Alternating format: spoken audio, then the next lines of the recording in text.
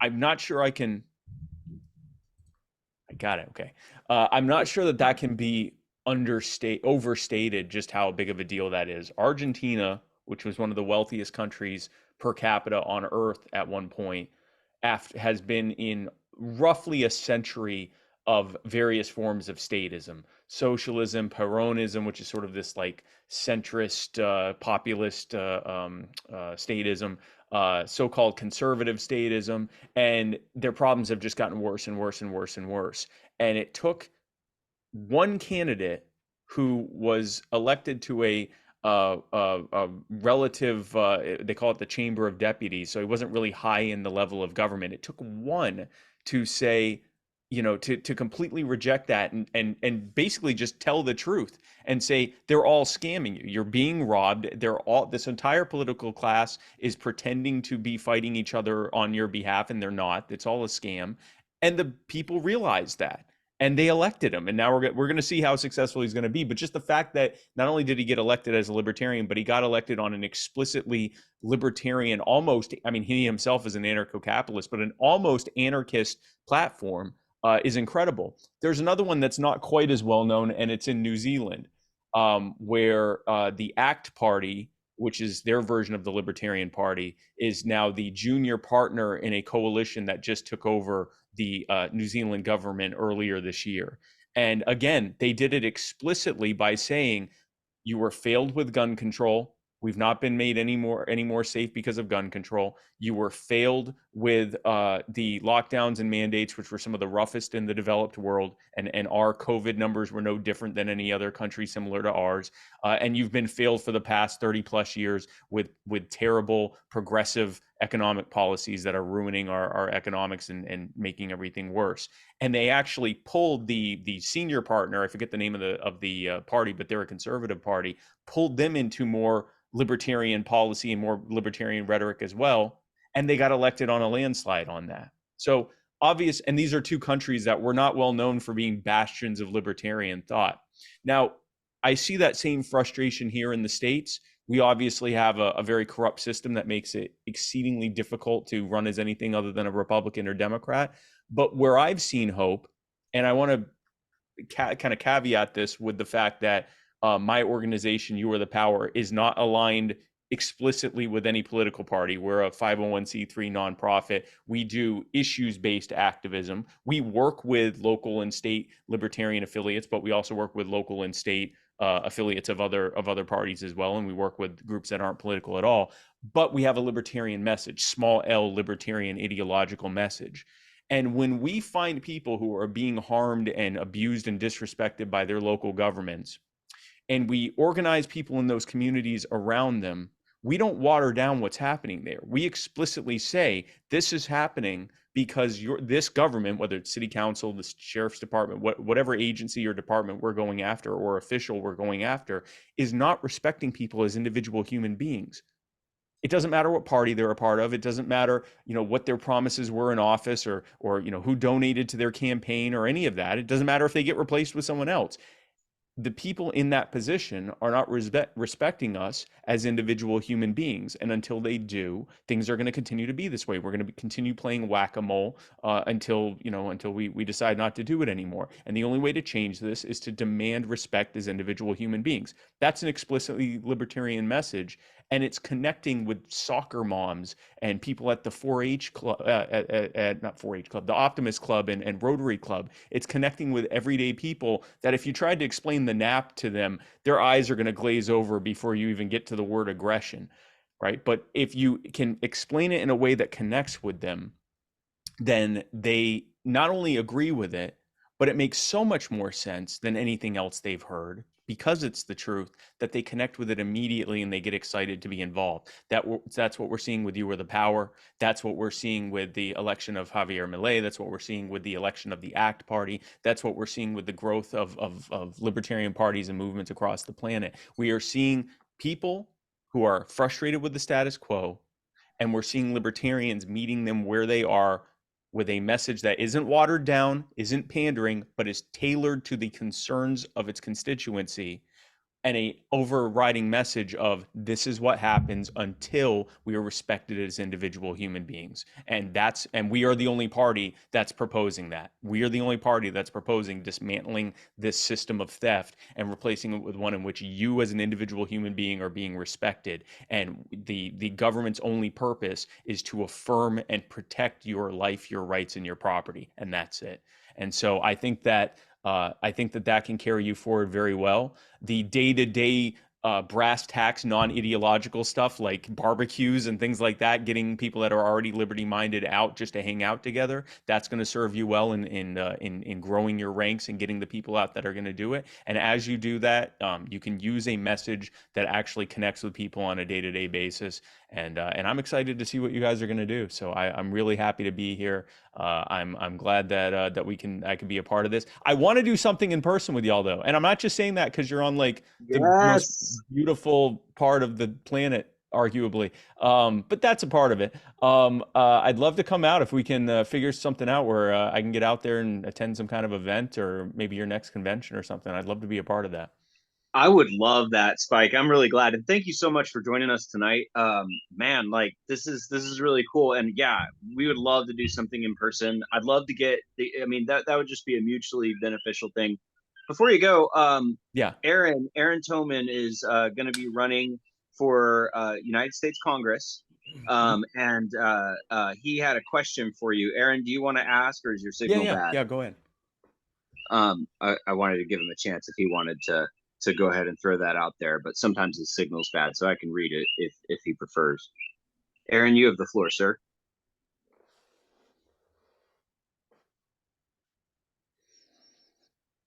All right, I'm assuming since you're muted, I'm going to just go ahead and read your question. There is a question for you. With your experience, what is the number one piece of advice that you give someone running for political office? If So it's all right. Aaron, so he's running for your one U.S. congressional district, which is for the whole state. We have two. So there's the Oh, you Outer have two? Islands Okay. and part of Oahu and the Outer Islands, and then there's the city of Honolulu. Basically, if I did I get that right, guys, or am I confusing that with the Senate? I think that's right. I No, think there's that's only correct. Because you're right. There's Senate. only two House, one and two. So which one? Do you know which one he's representing? Is it the city of Honolulu or everything but He's that? going for House District 2, which is the Outer Islands and Okay. includes also part of Oahu, but the more rural part. Okay. So the thing I would say, especially for someone running for House, it is technically a federal election. It's a local election. It's a big local election, but you are running to get locals to support your campaign. Even though it's roughly half of the state, it's a small enough state so that it's. I mean, if you look at what your constituency is, there are people who run for city council races that have a constituency that big in some of the larger cities. It might be a little bit more spread out than many, but the point is, it's a local race. And the way you're going to get the best bang for your buck is to be a person that is present locally. Show up to events, any kind of event that's welcoming any kind of candidate for office, be there. Any kind of big community service event, any kind of big charity event, anything that you can be at where you can show up with your errand for Congress shirt, and maybe a few of your volunteers, and not try to proselytize to everyone there as soon as you get there, but just be present doing whatever that thing is, a park cleanup, beach cleanup, whatever it is, a toy drive for kids, whatever the charity or community service thing is, just being there and being a part of it. And when people go, oh, you're running for Congress? Yeah, I'm running for Congress. I just want to be here and be a part of this and let you know that you have another choice. And I'm happy to answer any questions, but I'm just here to serve. The more people see you as a actual member of the community who's doing service, that's the biggest thing that voters need to know before they consider voting for you. We're very ideological. And so when we hear that someone's running for office, we start thinking, what are their thoughts on, the Federal Reserve, and what are their thoughts on U.S. interventionist policy, and what are their thoughts on, name the thing, right? Like we'll start getting into like actual, like, honestly what voters should be doing, but that's not what most voters do. Most voters say, have I heard of this person? Do I like this person? Do I have any compelling reason to think this person cares about me? Which, if you're like me, the hair on the back of your neck is going up hearing this, but that's what most people think. and they don't go past that. Do I know this person? Do I like this person? And do I think this person cares about me? Maybe they'll care about some other thing you say, but it literally boils down to that. If you ask the average Bernie bro or Green Party voter, or frankly, the average Trump voter, any of these people, they'll say, I like Trump. I like what he's doing. I know he's fighting for me. I like Bernie Sanders. He says that everything I possibly could need is my human right, and I don't have to pay for it. But it's all I like this person, and I think they care about me. So when you can show up and show that you are present, here's who I am a part of this community, and I do care about it, then the rest of it can fall into place. And obviously this is a big, a federal level race that you're running for. And so, our version of what winning is can be different than others. But the best you're going to do is by being as present as possible. Depending on, this may not work well because of how spread out it is, but if there's some larger larger population centers within your district that might be worth targeting to do some targeted door knocking or something like that. I don't know what the rules are there in that state. So if I'm proposing something that you shouldn't do, then don't do it. But if that's something that you guys can do, then that would be a good thing. Go out and do some door knocking, put it on your social media. And so people see, not only does your community see that you're out there doing the work, but other libertarians on the internet see that you're doing the work. And, in much in the same way that when people see what I'm doing with You Are the Power, it's like their daily white pill that we aren't all just online all the time arguing with each other. You too can be a daily white pill for libertarians. Look what I'm out here doing. And you'll get support from libertarians. They might give donations. They might just share your content and follow you and get your word out there. But doing that stuff shows that you're actually involved with the community and that you're willing to do. You're talking to two communities here. Your local community of the second congressional district of Hawaii, and also your almost global community of libertarians. And if you can show both of those communities, here's who I am, here's where I am, and here's what I'm doing, and here's how you can know that I care about you, you'll go a long way. You'll do far better than you could if you're doing anything else. That's what I would say. That's such great advice. There's a saying that applies: people don't care how much we know until they know how much we care. Yes. And Yes. yeah, that's so right on. Like 100%. I have, if you have time, I have one more question. It's a little Sure. bit Yeah, of I can take one more question. Sure. this one's from me. I'm a little bit shoot from the hip. We have a really odd situation out here in Hawaii with our election system. We have Okay. every nightmare from every state kind of combined into one hideous monstrosity, and we call it the Office of Elections. There's no accountability for it. It's a hilariously tiny in actual staff size. They're all contractors and all vendors. I was an election observer in 2022 cycle, and when I was in the counting center, I actually observed serious problems, unauthorized equipment, telecommunications equipment being hooked in wrongly into the system, the stuff that the basic observer manual says, if you see these things, report them to the county Report it. officials. Yeah. I did. And so I told the county officials, and I just said not to do this. And it sure appears that they've done this. And they actually called the police to try to have me arrested when I reported that. So I have a saga about that. I actually sued the Office of Elections and Mr. Nago after I tried to report it personally to him at the debrief. And they tried to have me arrested again. It was fun. So there's a real problem on our end with not just tomfoolery in the elections themselves, but judicially, there's serious misconduct. It's actually the norm out here. There's like a defective legal situation out here. And as a result, the courts won't really hear election challenges unless there's basically political will that they can't not hear it. Mr. Carl caught them committing several pretty serious violations of law last year, and actually also filed suit separately against the state. They had a question on the ballot. Our Constitution says shall not require a declaration of party affiliation as a condition of voting, and they had exactly that question on the ballot as a condition of voting. And so there are a lot of very serious problems like that. And what I've observed, it's not a hopeless situation. They prefer vote inflation rather than switching or subtraction. And so that means that the very small races especially are extremely winnable. And the larger races are going to be harder, but with a wide enough margin, I don't think they would feel comfortable taking the steps that would be necessary to flip something on that scale. I could Yeah. be wrong, but I know that last time they added at least 75,000 votes. That one was in a single transaction from a single IP address in Honolulu that I believe is either the Attorney General's or the Office of Elections, on election day. And all 75,000 of those voters were backdated voter registration, backdated files. Some of them had invalid names that were like system errors. Um, and everything about it was just illegal 9 ways to Sunday. And again, when we catch them, we get them in court and they're like, yeah, we broke the law, but we've interpreted it in a special way to allow ourselves to basically break the law whenever we want. And the judge is like, Yeah. I'm going to allow it. I don't know if there's anybody who can give advice on this situation, but this is like one of my big things that keeps me up at night. How do our candidates speak intelligently? Because I think not talking about this issue is a bigger strategic mistake than talking about it, but Yeah. talking about it wrongly might do harm. I'm sorry to make it such a long No. question. No. I'm glad you gave me the backstory because it informs the situation. So, and if it makes you feel any better, which it probably shouldn't, but it's at least a consolation. This is not uncommon in the state of Maine.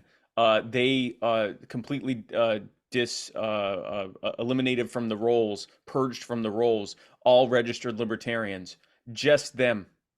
They said, yeah, those eight names are old. They were actually some of the newest roles because it was only recently that the Libertarian Party was granted the ability to register people as libertarians. So it was one of the newer ones compared to Republican, Democrat, and Independent and Green. And they just purged the rolls. And said, so if you want to remain an affiliate, if you want to remain an enrolled party or accredited party or whatever it is, a recognized party, you got to get 10,000 people recognized as libertarians. And it looks like they've done that, but they had to pour a ton of resources, 6 figures of resources to get it done. And they're being fought in the courts.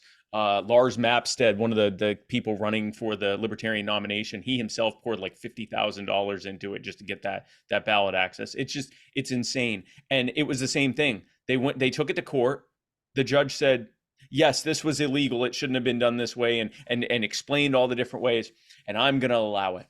And in New York, when Larry Sharpe was running for governor, they illegally removed him from the ballot, using standards that were going to be retroactively set from legislation that hadn't been passed yet, but they were pretty sure it was going to pass. But it was only going to apply moving forward, and they decided to apply it retroactively before it got passed. So it wasn't the law. So they broke the law. And they went in front of the judge and said, yes, we're doing this to protect the Democrat and Republican parties. That was their message, is not only are we doing it illegally, we're doing it for the very reason that we're not allowed to do it legally, is for completely partisan reasons. There's no voter protection happening at all here. They actually made Larry's case. And the judge said, this is completely illegal and I'm going to allow it. And so it's a very, very common thing. It's power protecting power. The catch-22 here is, yeah, you do need to talk about it, because I hear so many people say, why aren't libertarians running? And how come, why is it that, if you are trying to beat the system, why don't I ever see your candidates? So you have to explain why that is.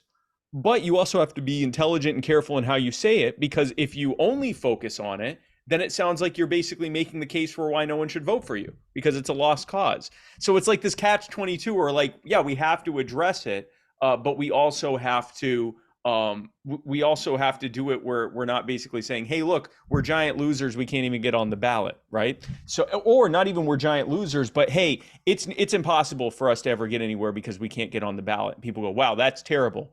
I'm definitely not going to vote for them because there's no reason for me to. I would vote for them, and I think it's terrible what they're going through, but they're not even on the ballot. So what I would say is the thing that seems to work well is if you can frame the message, get this information out there, like get the any evidence you can get, especially if you have video evidence of people saying these things and stuff, and get it out there, but couch it within the terms of saying, they're so scared of libertarians and our plan to XYZ, like add your specific things that you want to hit, right? Like, go ahead and make your pitch, front load it with your pitch. They're so scared of Aaron, who's running for Congress, and his plan to, name his top 2 or 3 things he's going to do, that here's what they're doing to try to keep him and our party off the ballot. Share this far and wide so people can find out about it. If you share it, if you do it that way, not only are you able to harness people's, natural collective outrage at these types of corruption and scandals, but right off the bat, you're front loading it with why it is that they're scared of you, and phrase it that way. They're so scared of us, not we are trying so hard and they just won't let us on their ballot. It's they're so scared of our plan to do these things for you to benefit you that look what they're doing to keep you from being able to vote for us. If you do it that way, that's your best shot. There's still going to be people that, take it the wrong way. There's still going to be people that ignore it. But broadly speaking, that's the best way to present that. That's beautiful advice. That's how I feel about it too. I'm thinking, like the message has to be responsible and has to encourage people off 100%. the sidelines. I think only 30% of the people are voting because the other, 66% all feel like we do, and they're like, what's the point? Or maybe not all of them, but at least as many as are actually voting. So my hope is to pull them off the sidelines. So we have to be credible in approaching this, and yet. Thank you for that. That's so cool. I don't want to keep you all night. I know it's really late over there, and I really appreciate you spending time with us. I think it's okay. Shelby And has a question as well. Shelby and Carl have their hands up. If you feel like hanging out with our Hui a little longer. Sure, I can do some rapid fire segment. I don't mind. Cool. I'm gonna open up the floor. Carl, I see your hand. Shelby, do you want to take the next question? Excellent. Yeah, so I put it in the chat. Spike, thank you for showing up again. Can you please tell us briefly your experience running as vice president for the United States and any advice you have for candidates who want to run for that kind of office? So really kind of going back to what I said about with Aaron, the biggest thing, I mean, we could spend and I have spent quite a bit of time dissecting what I learned, the positive and negative from that campaign. But the biggest one was everything was happening locally. We had these great laid out plans by the national campaign, and they'd hand it off to the regional and state delegates or state organizers to figure out how to do it and everything. And then we'd show up, and a bunch of locals that I had very often never even heard of were the ones actually doing it. And they go, yeah, we aren't going to be able to do it there because they aren't accepting applications to do it there. So we're going to have it across the street over here. And yeah, that company didn't show up with the AV stuff, but that's fine. My buddy got it from the place up the road. Like, they were doing it. They were doing with pennies what had been planned as well as possible at the national and regional level. They were doing it for pennies far more effectively. It's almost like decentralized planning is better than central planning. But anyway, what I learned from that was, and it's why I now focus so much on local and on building from the bottom up, is that I watched, like, our ideology was on display. We tried our best to centrally plan stuff as best we could. And we had a pretty decent ground game, all things considered, considering we really don't start until July for a November election. But it was all the locals doing it. It was all a bunch of locals that were showing up and doing the groundwork, many of whom had joined the party a matter of weeks prior or months prior. And they were doing the groundwork to make whatever it was we had, our best laid plans, happen as close to, what we had envisioned as possible. And so, if you're running a congressional campaign, you are running a local campaign. If you're running a Senate campaign, you're running a local campaign. If you're running especially in a smaller population state and relatively smaller geographical state like Hawaii, you're running a local campaign. And you need to build out your team to be as local as possible so that when you show up, you've got the locals handling it. So that would be the number one thing. It's the most efficient way to do it. And it literally speaks to what we believe, that planning that's done by the actual stakeholders in a given situation is always going to be better than something centrally planned by someone that may have some peripheral understanding of it at best. So that was my biggest take from that. That's excellent. Thank you. Carl, you have the next one. Go right ahead, sir. Thank you. Thank you, sir. You are inspiring. Seriously. Thank you. Thank you. Thank you. Would you agree that when you say local, it's not money, it's presence and votes. The presence will get the votes. The money buys votes without a presence. And the other thing is, here in Hawaii, a little bit of background information is I've been involved in over 30 cases that I filed personally sui juris, and none of them are fraud in elections. That's a ghost that can never be caught. It's straight up violations of law. I yield. Thank you so much. You are inspiring, sir. I yield. Okay, you're welcome. So to answer your first question about when I'm saying local, money is important in any campaign. Like there's a certain amount of money you're going to need just to be able to do the basic, like skeletal infrastructural stuff of running a even, mildly competent campaign. But so much can be done by just your presence, by just showing up and being at things, and when inevitably people go, oh, you're running for Congress, have your branding. Don't, show up with signs and beat everyone's face in with it, but, have your shirt, have your name tag of what your role is for the campaign, have branding so that when you show up and people go, I didn't know I haven't heard that name. You're running for Congress, US Congress in this district? Oh, wow. What's that about? Like, you're already doing that. And for every one person that comes up and asks you, there's anywhere from 50 to 100 people who go, Aaron, Congress, here doing stuff. And they may not even consciously think that, but they see it, and their lizard brain, their the deepest part of their brain is logging name, person. I like that this person's here, and I can tell that they care about me. And even if they don't even, a lot of them will consciously think that. Many more won't even consciously think it, but subconsciously they've already gotten that. So anytime that you're out present, you're helping drive home the top three questions, which very often are the only three questions that a lot of voters ask. Who is this person? Do I like this person? Do they care about me?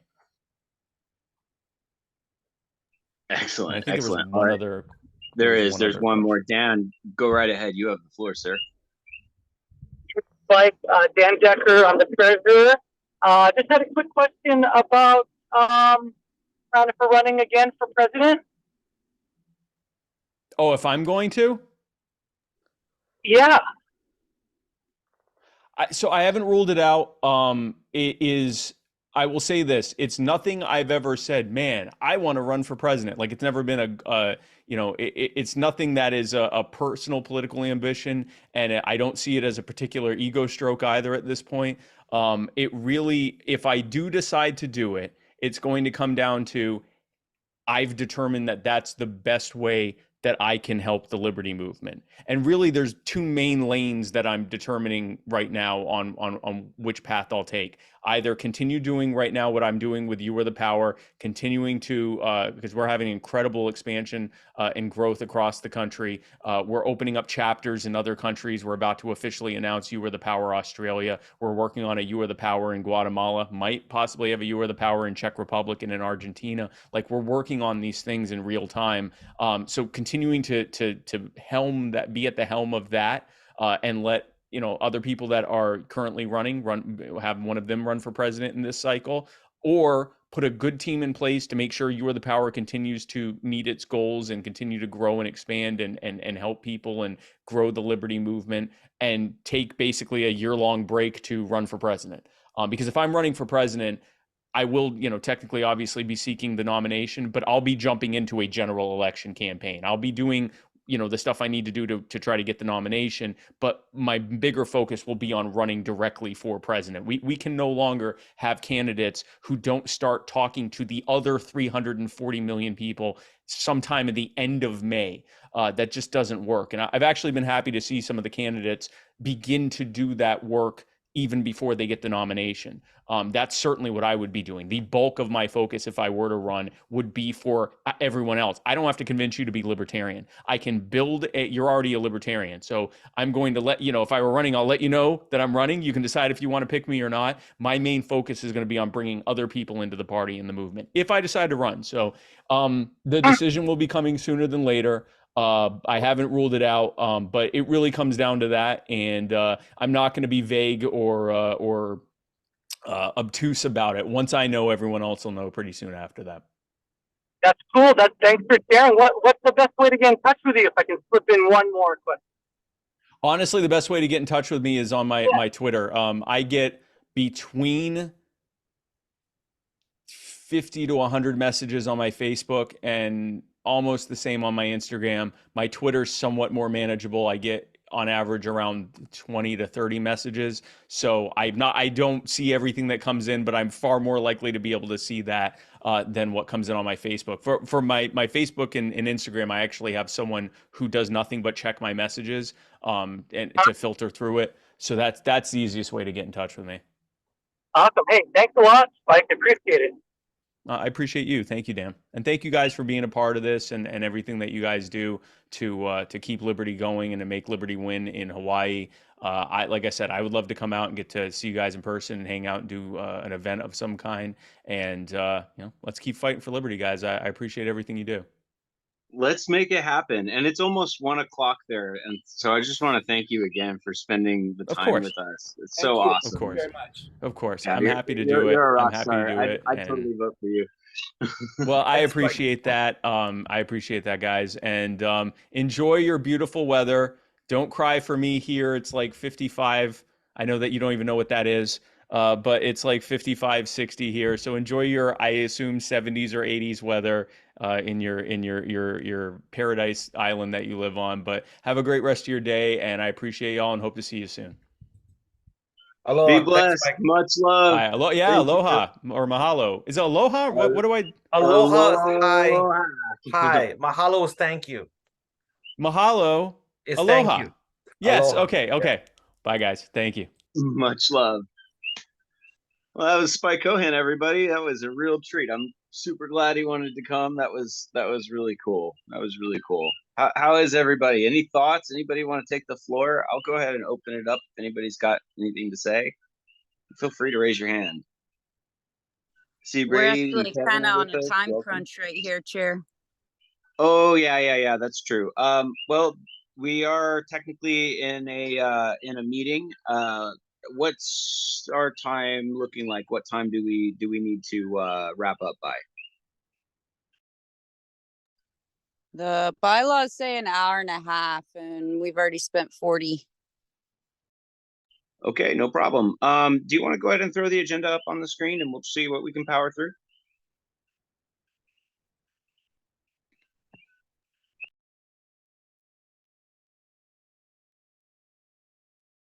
Okay, do you want me to do that? Or if you could, that'd be great. Either one of you. okay.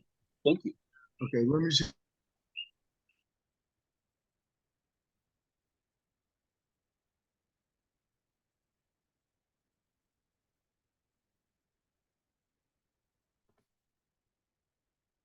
Sorry for the delay, everybody. We'll try to push through quick. Really good news to report over the last month. There's been a lot of forward progress, and this is kind of an opportunity to communicate that to the members. We started sending out emails to everybody. Obviously, not very many people have shown up. I don't know, some of the people who are not on our regular contact list in the EC could probably tell us if the messages ended up in their spam folder or if they ended up in their proper inbox. It'd be good info to know. And yeah, so after the next EC meeting, we should be able to like deal with the communications and all those, and if we need to spend a little money to get a proper package so that we can do top-down comms reliably, then that's what we got to do, either through our current provider for IT and online stuff, or alternatively, we can get a new package. And Aaron and I and Dan and I have been kind of talking about CRM needs. Okay, here we go. So we have completed what we're going to just call the call to order at the recording point. See, roll call. We have not too many people with us. We have 10 participants currently in the room. We can do a roll call vote if you guys want. Otherwise, I think we've got that on the record, unless the secretary corrects me here. And we can move on to approving this agenda if you guys are good with that. We have Yes, I have the logs already written down. Thank you. Excellent. Cool. We have the chairman's report, the treasurer's report. Probably won't take 10 minutes on that, especially since it's just a few of us. I won't go on forever. Membership committees. Our secretary has a presentation for us that she wants to make us aware of. Bylaw Review Committee. This is a really important one. We have bylaw updates that we're proposing, and we really need anybody who wants to be involved in this, anybody who cares about the structure of the party moving forward. Really want you at the table and help us noodle through the best way. We'll talk about that coming up. Then there's committee openings. We really want to drive for any members that are not already involved to jump into a committee and be a part of that. We have our general membership meetings, which we're here tonight, and every first Monday we'll be having these. We have our upcoming executive committee. These are just kind of notifications of events, no action required. PR committee. So this is a very easy agenda, mostly discussion only items. So we can kind of blow through this pretty quickly, and we can wrap it up early if the time starts dragging on. With that, I'll move us to a vote. If anybody wants to amend the agenda and add any items or remove any items, please feel free to raise your hand now. Otherwise, I'll go ahead and call the question. All those in favor of approving the agenda as written, please signify approval by saying aye or using the green check mark.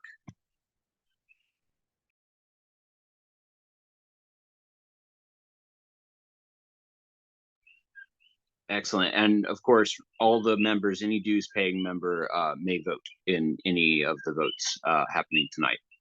Ms. Secretary, do you have a tally on this?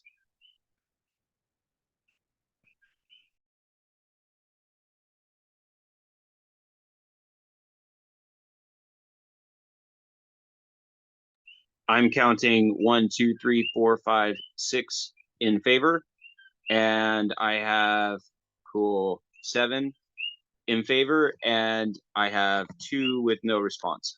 All of those opposed, please feel free to indicate with a nay or a red check mark, but the ayes do appear to have it, just for the record. All right, moving forward. Chairman's report. I'll shoot from the hip a little bit. I have a little bit more of a prepared report that I'm going to put out as kind of like a year-end report that recaps what we're doing, what's happened, and what we're going through, like as far as business.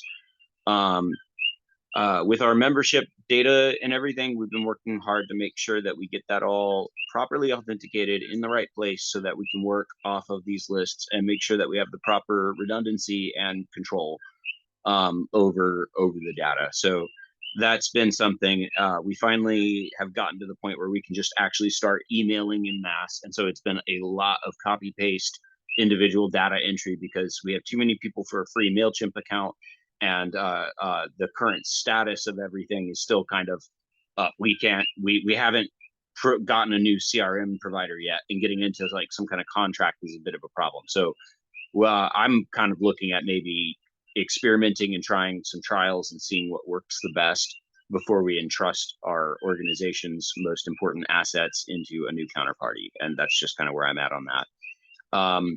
We are going to hear the details tomorrow for the radio advertisement contracts. There are several proposals on the table. Our creative team, big thanks to Aaron, who has done 99.9% of this. And I say 99.9%. Big thanks to Carl too. Carl had a major contribution today. Thank you both for everything that you did on this project. Really, really awesome. So the plan is that we're going to try to go ahead and do some large scale radio advertisements to help raise awareness of the party and generally promote our message. But mainly it's a call to action. It's a call to join the Libertarian Party and become a dues paying member, participate in our meetings, participate in the guidance of the party. If we can call people to join us, we only need a conversion rate that's just teeny tiny in order to make that profitable. And we're going to, again, go over the specific details later, but there's a business sense to this where it makes sense for our bottom line. We'll be adding members, we'll be adding revenue, and we will be increasing our reach, contact list, and volunteers, and potentially candidates as well. So all of those are powerful reasons for us to think about how to kind of make the most of this time before the election. So this is not advertising for candidates. This is not saying vote for us. This is not saying donate to us or come volunteer specifically, but just generally to raise awareness and hopefully to convince people to come and join us as members. So that's the intention. And if you want to be a part of that discussion, obviously that will be ongoing. And tomorrow is a big meeting for that at 7. And all members are, of course, welcome. All EC meetings are open to the membership. We have a lot of large structural changes that we're contemplating. Our bylaws are unfortunately very vague in some areas, which in some ways can be good for an organization, especially a small organization that needs to remain flexible. However, we've had chronic problems with the division of labor and duties and responsibilities. And there's a lot of things that have balls that get dropped, confusion that occurs, just normal stuff that would happen in any business. The answer is helping to create the proper procedures without creating too much red tape or requirements. So helping to maybe define the duties of office a little bit better, certain expectations and performance requirements may be a good idea. These are things that I think we should all look at as the party, and we need to try to get as many people into these general membership meetings as possible, because it will help us to be able to communicate this stuff to the members before convention and before it comes to a vote. So people have a chance to give their input and tell us what they think about what we're doing. So yeah, this is kind of the direction that we're heading in. We have candidates, and a fair number of them actually that'll be moving to run. Some of them are with us tonight, and a big nod and a big thank you to everyone who wants to do that, because man, that is what we need. Almost, it's arguably one of the most important things that we need is a presence of candidates. So I just really want to lift those guys up a little bit and encourage any of the membership that if they want to get involved, maybe if you don't want to get involved with the campaign, but you may be interested in helping to support a particular candidate, we're going to need people to help out with those campaigns as well. So yeah, things are going good. We have a lot of blue sky right now. Our main goals are looking at how to improve our bottom line for the purpose of raising revenues, how to be able to get our communication systems and data systems in place and structured so that we have easy communication with the whole party. Another major emphasis is building the county affiliates. We need our county affiliates to function. We need things to be happening on the local level and not necessarily from the top down. Right, that puts the future ECs and this EC hopefully in an oversight role rather than a legwork role, and that will change the party's life overnight. So those are the big things that we're kind of moving towards right now. Obviously, there's a lot more to this, and I'm looking forward to answering any questions that anybody has. And I'll go ahead and give an opportunity. So if anybody has any questions, feel free to raise your hand. Otherwise, I'm going to go ahead and move on to the next thing. Kevin, I see your text. Thank you very much. I'll get right back with you on that. Sorry, I just realized that was a direct message. Much love. I'm glad to see you here, by the way. Thank you for joining us. Yes. So, you know what? Let me see. I'm actually the contact person now. But Abra is the best one also to kind of be in contact with for party functions. Let me put my number in the chat for you, and you can get in touch with me that way if that's all right. I'll send it to you. All right. Next up, we have the chairperson's report. Or I'm sorry, the treasurer's report. Texting and talking at the same time. Oh, Carl, you have your hand up. Please go right ahead, sir. You have the floor. Thank you, Mr. Chair. I'd just like to take a moment to recognize Kevin and thank him for joining us, and the former Chair Brady. It's such an awesome occasion to see you, former Chair Brady. Thank you for joining us. And I recognize you and appreciate you, and I yield. Thank you. Same. Yeah, definitely. We're really glad to see you, Brady. Really glad to see you, Kevin. Thank you guys for joining us tonight. It's really exciting to talk to Spike. That was so much fun. Cool. All right. Dan, are you ready with your treasurer's report? I'll go ahead and yield it over to Yeah, you. sure. So the little kitty cat, that's the PayPal. That's our membership. That's coming in. We're clocking that in at $1,272.86. The larger kitty cat, which is the Banco, that's the state Banco account. That's showing about 4,400, and that's the report. Excellent. And if I remember correctly, I'll throw it out there. I think our Big Island account also has 1,600, if I'm not mistaken. Okay, that sounds good. Cool. Oh, and if I could tack one more thing on, Dan and I have Yeah. been talking about it, and we're going to probably set up a little network of accounts for all the counties, so that all the counties have the ability to do their own appropriations and spending, and we want to set it up so that half of all the dues go to each county so that they're empowered. So Dan and I have been kind of putting our heads together on how to set that up right, and he's doing a great job. Sorry, I'm talking too much. Madam Secretary, can you read off the next item on the agenda?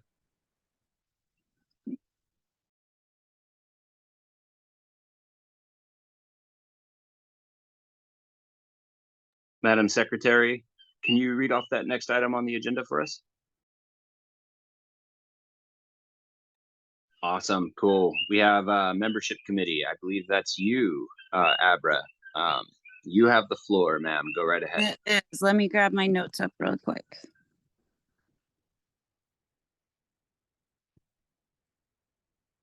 The executive committee has been diligently working to enhance our communications data and infrastructure over the last couple of months.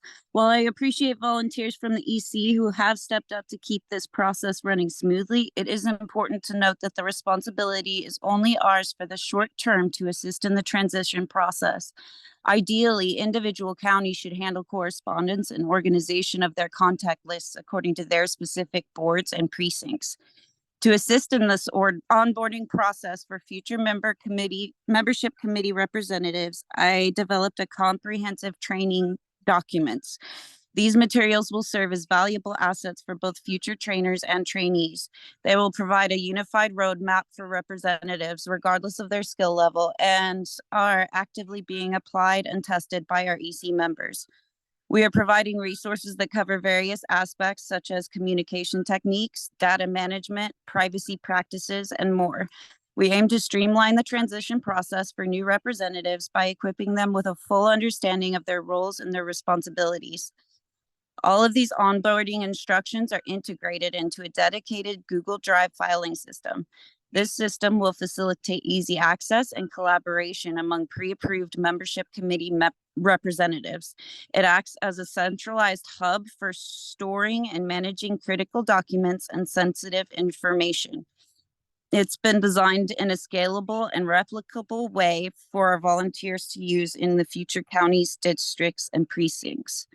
Our first onboarding meeting is scheduled for tomorrow at 7:30 p.m. We will be discussing the onboarding documents and procedures and answering any questions that may arise. We welcome any member who wishes to volunteer for the membership committee to attend. Thank you for your valuable time and attention.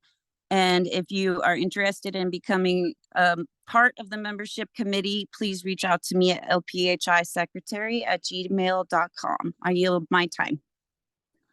Excellent. Thank you. We have a hand up. Kevin, you have the floor, sir. Go right ahead.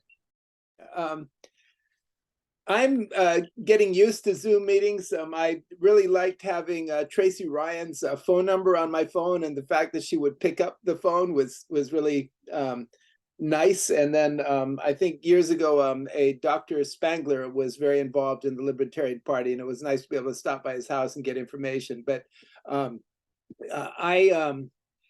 with regards to national dues, when we pay national dues, are our local dues included, or does one have to send separate checks? That's a great question. No, unfortunately, they're separate. So the national dues are calculated as, because they're their own organization, and our state affiliate is an independent organization. So no, unfortunately, our state dues have to be paid separately. Go to libertarianpartyofhawaii.com, and under the Join LPHI, The membership dues are currently set at $20. We're contemplating raising those to $40 annually. Okay. And then half of those dues would go to your local county, and the other half would go to state. So we would have unchanged dues on our end, but it would just basically fund the counties is the plan. But yeah, you have to pay them separately. Yeah, thank you. But we can make 12 equal payments, or you want a lump sum? So I haven't okay. set up a credit system yet, but man, you know. I can also make sure that you have either my or the chairperson's direct phone number if that works better for you. Excellent. All right, cool. Carl, you have your hand up. You have the floor, sir. Yeah, just a small point of information, which will be discussed tomorrow. We're working on a design system to excite libertarian participation, especially in the business level. And I have some things, some ideas that I'll be presenting tomorrow on how to get businesses and card carrying libertarians to get discounts to participate in and to visit these businesses. And this is a system that's proven that works. And it's kind of a barter, and the barter system is libertarian. It certainly is. And it's the primal root way of being a libertarian and engaging in commerce. So yeah, tomorrow's meeting will be fun, and I yield.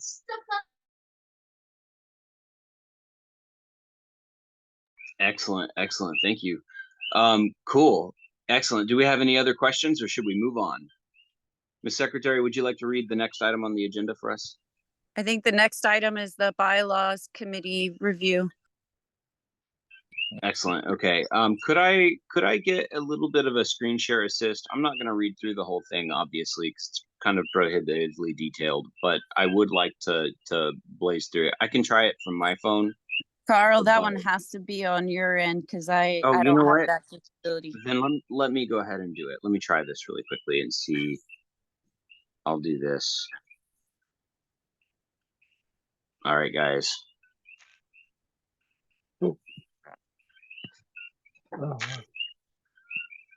Welcome to my phone. My little mind prison. It's always weird looking at someone else's screen, isn't it? Okay, so this is our draft version, and it is a work in progress. So if you see something you don't like, don't freak out. Please just tell me something, give me a better idea, right? Tell me it's dumb, we can fix it. But here's where we're at. I haven't changed much in Article 1 or 2. There's really not much to change there. We all kind of agree. I think we cleaned up a little bit of Article 2, but no change in content, just in the layout. And Section 2 is the same, or very nearly so. The changes begin at Article 3. And there are several things that I needed to address here. One, membership. There's a difficult balance here. We have no seasoning requirements and no residency requirements. So if some rich guy wanted to, he could fill our party with people from, say, Iowa, and have them, I guess, according to our bylaws, take over and do whatever they wanted. Thank goodness that's not been the case, but so anyway, this article is meant to kind of help to make sure that the people in the party are those that live here. And there's two reasons for this. Your dues are determined. If we're going to fund the counties, we have to know where you live, right? And we have to be able to get that money to that county. So that's number one.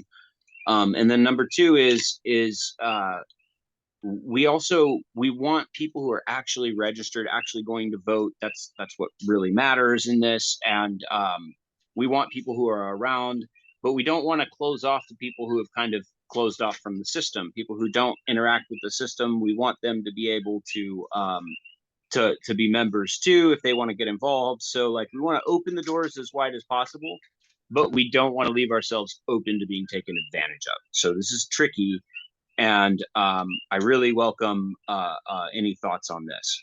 And feel free to jump in. I can't see hands, so I won't get mad if anybody interrupts. You're not being rude. Just go ahead and feel free. So the principles here are basically the same, right? They subscribe to our principles and objectives, right? They affirm the non-aggression principles.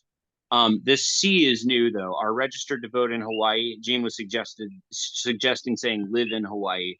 The reason why I say if eligible is if they're not quote unquote eligible, which means that for whatever reason they choose not to be registered with the state, whether that's a principled decision or a legal decision or whatever they do, they can basically just prove that they live here, and that's fine.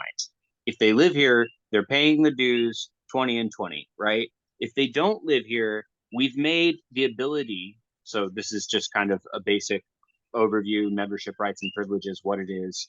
It doesn't exhaustively list them, and it's mostly based on what was already written. There are a couple of significant changes, though, that we'll kind of look at.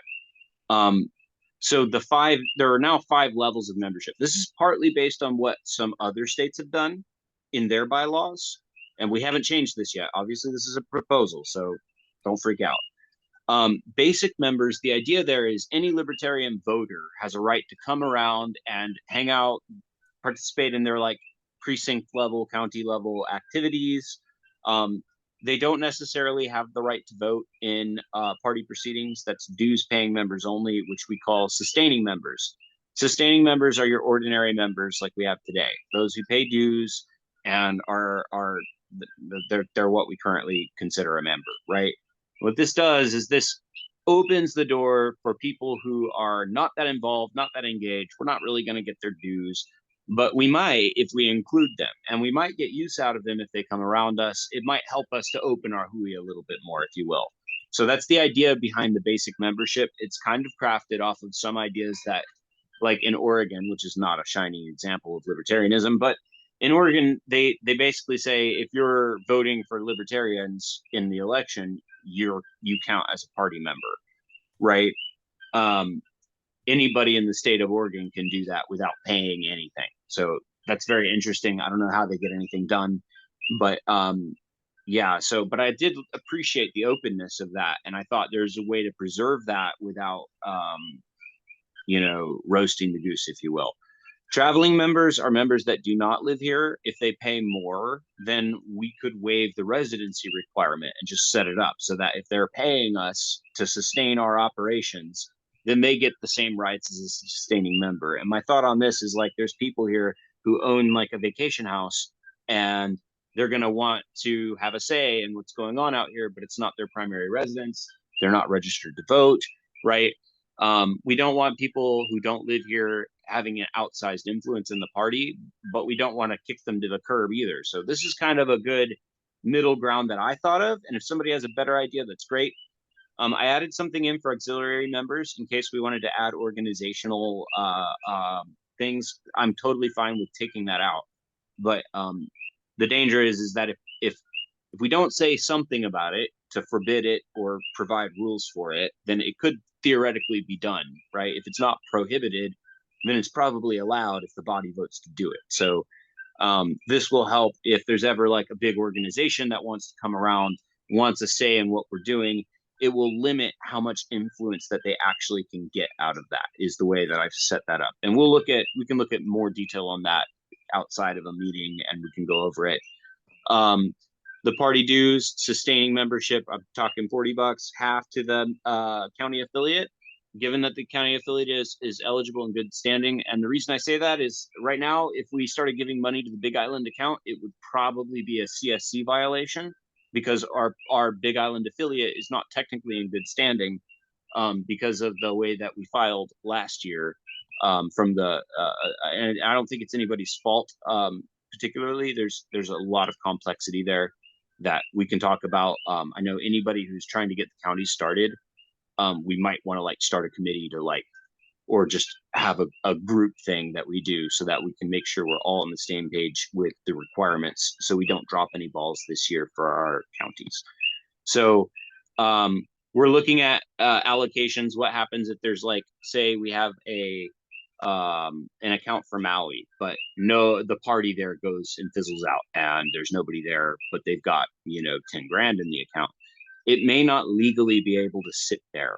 It depends. And I was talking with Dan about the campaign spending requirements on that for non-candidate committees. So we have to have a way that if it's required for regulatory purposes, we need to be able to do something. So that's why it's set at a 2/3 majority vote to reappropriate. So I hope that makes sense. And again, feel free to interrupt me. Traveling member, Point of much order, higher. point of order, Go point ahead. of order. Brady's had his hand up for quite a while. I'm not sure if Thank it's you. in regard. I can't see hands, so Brady, go right ahead, please. Sorry, this was relating to the previous thing. Good to hear from all you guys. It's good to be here, but it's not really related to bylaws. I just didn't take my hand down, but before I was just kind of curious about I've been thinking about Bitcoin a lot.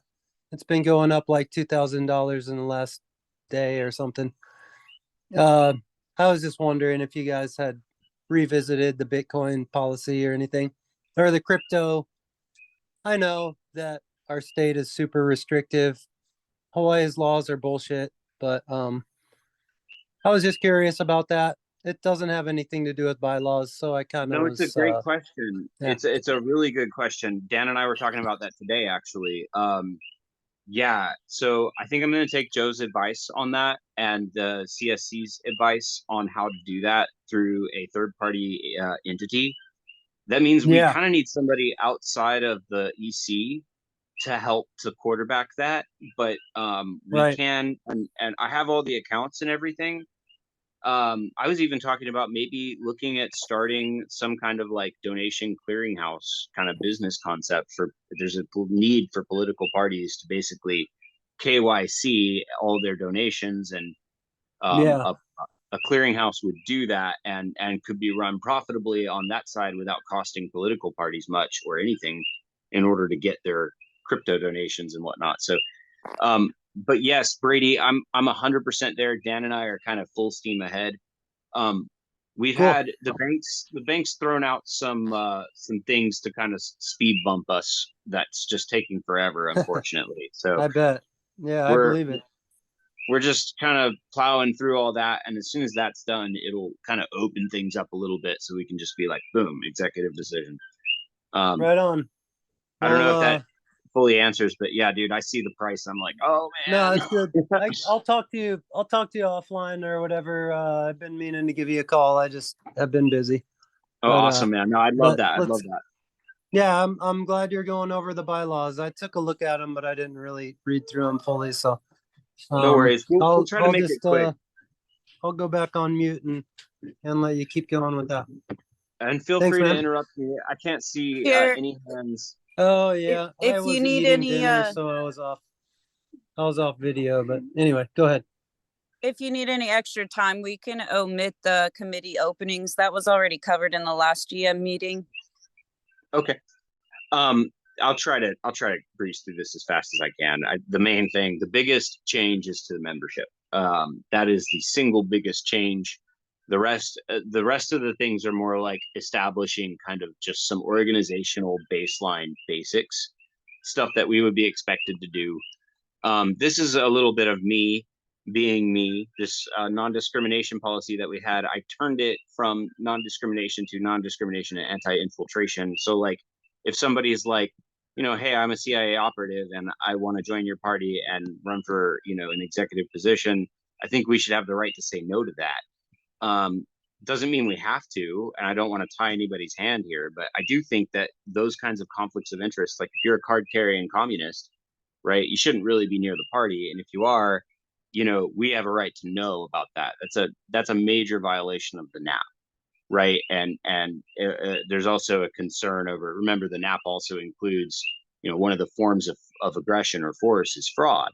Right. And so if it's false pretense, if they're, say, a foreign spy, like there's nothing we can do about it to actually stop it. But I just thought it'd be nice to have a policy so that if a situation like that were to arise, that a board would have justification and wouldn't need to like ad hoc figure it out.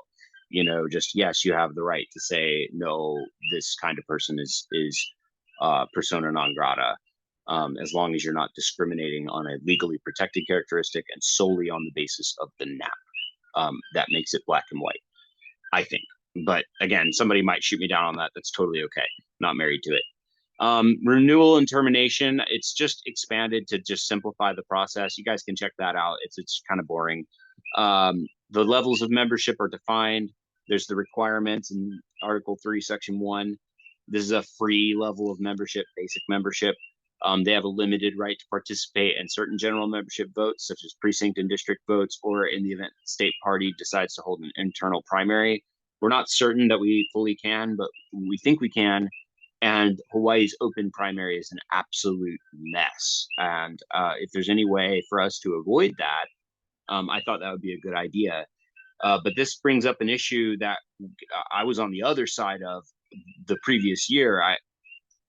Previous ECs talked about the need to control who's running for office. And I actually totally agree with the need to have some like fair control over like what our party looks like, our public image and all of that. But there is also like, it's written in the bylaws as a right to represent the party.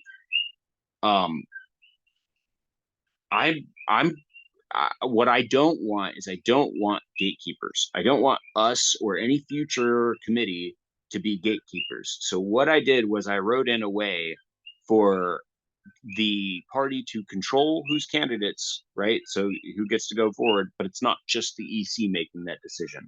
An EC decision can be appealed to the general membership for one thing. And for another thing, it can be preempted. Before the EC decides, the candidate can decide, no, I want to go to primary. I don't want the EC to decide. I hate those guys, you know? And that way their candidacy can be presented to the general membership. If you can't win a vote in our own general membership to run for office, then you probably shouldn't be running as a libertarian. I don't know. That's my thought. I thought that sounded like a pretty fair thing. The goal is to stop arbitrary gatekeeping and just create some easy requirements. So I'll go over some of those in a minute. But that's just kind of to explain what we're talking about with an internal primary and why we might want to have one of those. I put in a thing that allows for communities, or not community service, but party volunteer work to be done instead of party dues. We really want to reserve that, though, to sustaining members who are giving lots of hours because this is not, we're not paying them in membership value. This is like you show up all the time. So sustaining membership is being honorarily conferred on those people, or can be. So they're the full class of member.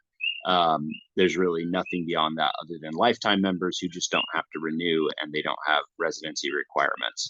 Traveling members are sustaining members without residency requirements. And then auxiliary members, this is a little bit controversial. And so again, I'm not married to it. The idea here is that in other political parties, they'll have nonprofits or PACs or whatever. They'll put an auxiliary organization that gets to vote on the committee, which I thought was shocking. And I would hate to see that happen to the Libertarian Party, but I also realize, like, how do you necessarily stop it? We can either ban it, which I'm okay with doing, or we can say you can only have this many and their votes only count for X. So right now I have it set so an auxiliary member only has half a vote and they don't count towards quorum. So that helps us prevent swelling our committees with potentially threatening interests, right? Any organization that's not us, we want to be careful how much influence we give them in our organization, and especially for something like this. So this puts limits on them and requires certain requirements that an organization has to continually meet in order for us to continue to have that. So you guys can look over the details on that later and feel free to ask me questions. Again, that can totally be taken out if that's a bad deal. This gives us basically what the EC looks like. We give some basic instructions for what they should be doing, and the general rules. They provide general leadership for the party, together oversee and be accountable for legal fiscal health of the party. Officers oversee and provide regular day-to-day operations of the party are carried out. I might revise that because we really want them to be an oversight, but it is, the buck has to stop with someone, right? We spell out the fact that there's a fiduciary duty. So that means we have to put the party interests before our own interests, right? We make sure that we reserve the right for our officers to express their private political opinions. That doesn't mean that they're representing the party necessarily. So we don't want anybody ever being like, he said something, I don't think that's libertarian, let's take action. We want to be circumspect. Time reimbursements, this one's a kicker. Guys, if we brought in $2 million this year and we had some really unscrupulous people on this committee, they could take and self-deal or do all kinds of things that could shut the party down or drain away resources or all of that. I do not know that this section's not done. For instance, the 9% number is almost certainly wrong. It's probably lower than it needs to be. But the idea here is that if any payments are made to any members, right, they have to follow these rules, and they should never exceed 9% or whatever percentage we decide of the gross party revenue from the previous annual period. So if we made $10,000 last year, no more than $9,000 could be paid out for members for any reason, right? Meaning point we of should. order, Mr. Chairman. Go ahead. I wanted to motion to maybe table this discussion at the next meeting, and maybe we can have a vote as well at the next meeting. Or Second. Sure, yeah, we can go through more of this later. This can't be done at an EC meeting alone. It has to be presented to the general membership. So, but there's not enough people here right now to make any real decisions. So I agree. I'm actually. Well, I do think these are the only people who have really shown interest at all in it so far. Fair enough. Yeah, I have all these sections kind of filled out so that we just have better clarity for each, some of the questions that we've encountered and some of the ones that I'm pretty sure will be encountered soon enough. They're a little long, we'll condense them, and yeah, we can go ahead and table this conversation. But I wanted to just expose you all to this.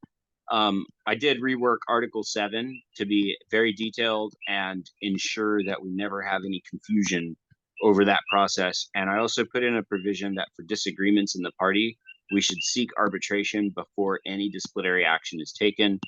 I think everyone will be very happy with what this looks like now and will feel like it's a very fair process. And if not, I want to know so we can fix it. But yeah, so I'll table this. Go ahead.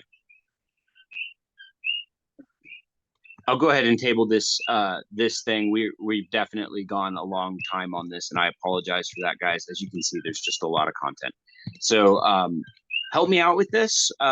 Give me a read. Tell me what the things you hate most about it and the things you like most about it, and that'll be a great place to start. I'm trying to figure out how to. Everyone's been added as a viewer to this document as well. Excellent. Let's see if I can figure out how to fix my screen share.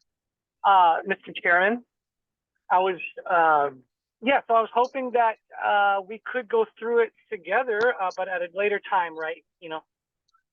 Yes, no problem. I knew we wouldn't be able to go over the whole thing tonight, but I did want to just, hit you guys. That's cool. Thank you for listening. That's cool, baby.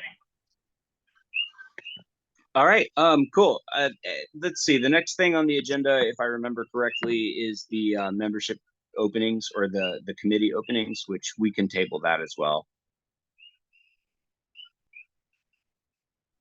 Second. We kind of already talked about that. Yep. Everyone here knows we have committee openings, and so no worries.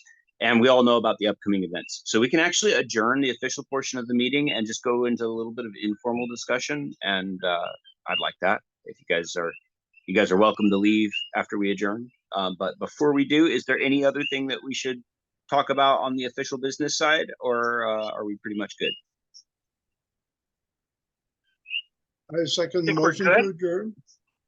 Excellent. All right, then we are adjourned. And hey, this is great. We just got through a general membership in like an hour, and we had a guest speaker for the first half. So, you know, that's great. Hour and a half. So it was within the time. Brady, I'm glad to see you here, man. How you been? How's Hey, man.